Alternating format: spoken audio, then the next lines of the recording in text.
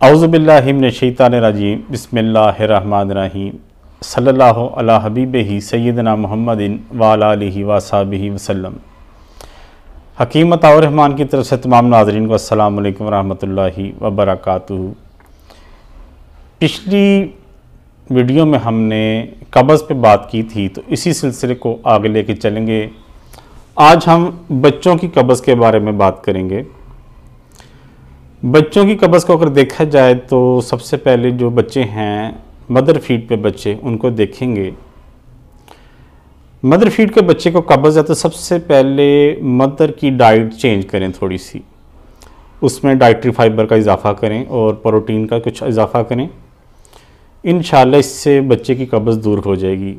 बच्चे को एक तो रोज़ मालिश करें, चाहे गर्मी है, सर्दी है, बहार है, ख़िज़ां है, बच्चे की रोज़ मालिश बहुत ज़रूरी है।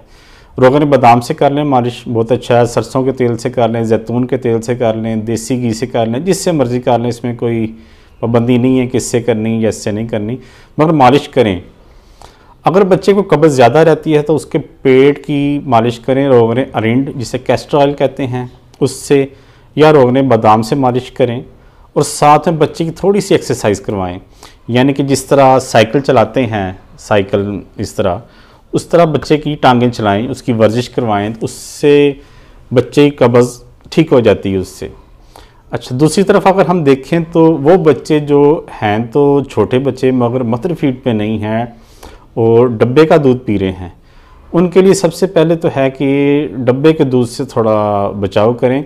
गाय का दूध इस्तेमाल करा लें, बकरी का करा लें। अगर ये चीज़ें नहीं अवेलेबल तो फिर आप बच्चे को थोड़ा सा कैस्टर ऑयल, रोगन बादाम और शहद, कैस्टर ऑयल जो है वो आपने एक हिस्सा लेना है, रोगन बादाम वो आपने बाज़ारी नहीं लेना, खुद निकलवाना है, वो 2 हिस्से हों, और शहद भी 2 हिस्सा, यानी कि टोटल 5 हिस्से हो जाएंगे। 1 हिस्सा कैस्टर ऑयल, 2 हिस्से रोगन बादाम और 2 हिस्से शहद।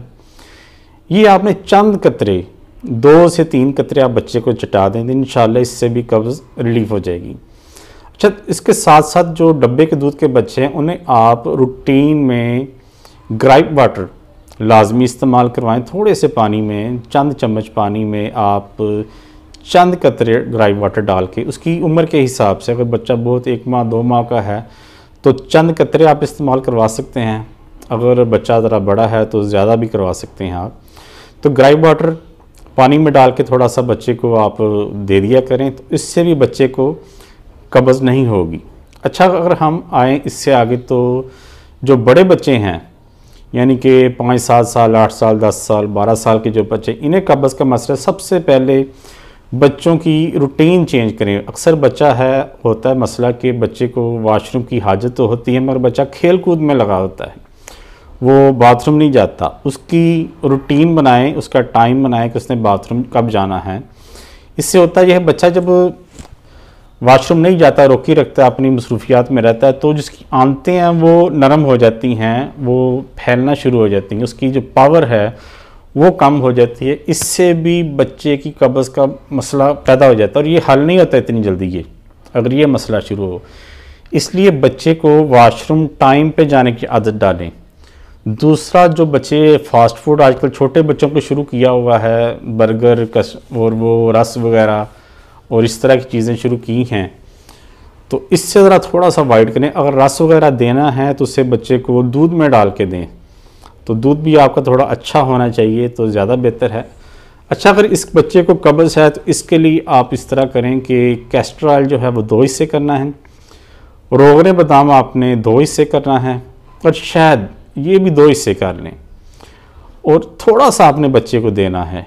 अगर 4-5 साल का बच्चा है तो छोटा चमचा आधा देना है आपने दूध के साथ इसको। बड़े बच्चे को आप इजाफ़ा कर सकते हैं। बच्चों को भी आप जो है ना पेट की मालिश वो लाजमी करें। इसके साथ साथ दूध है, खिचड़ी है, दलिया है, केला है, सेब है।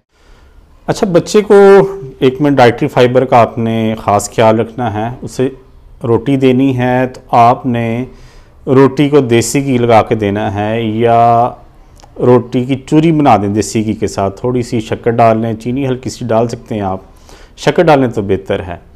तो उसकी चूरी बना के दे सकते हैं देसी घी की, रोटी जो आपने देनी है उसको देसी घी बाद में लगाना है, यानी चुप्पड़ के जिसे हम कहते हैं वो आपने देनी है। उसका पराठा नहीं बनाना, पराठा स्कील होता है और वो हज़म नहीं होगा, वो काम ख़राब करेगा।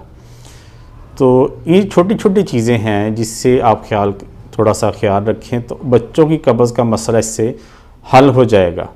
उम्मीद है कि ये वीडियो आपके लिए काफ़ी फ़ायदेमंद साबित होगी। हकीम अताउर रहमान को इजाज़त दीजिए। अल्लाह हाफ़िज़।